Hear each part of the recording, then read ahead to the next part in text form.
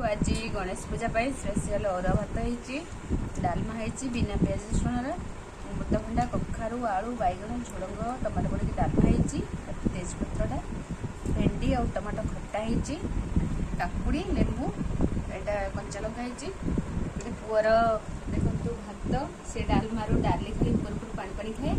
एक डाली तो हूँ पुअर भेंडी खट्टा लेंबू चकड़ी देती से तार काकुड़ी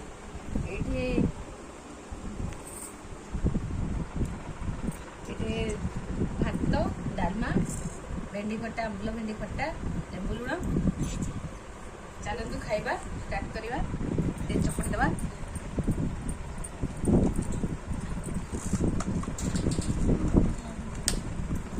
चलतु एबे खाइबा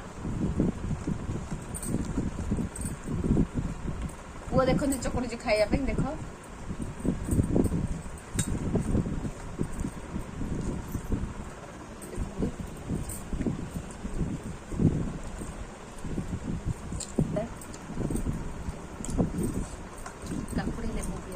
काकुड़ी लेंबू सॉरी पियाज बिना पियाज रसुण जे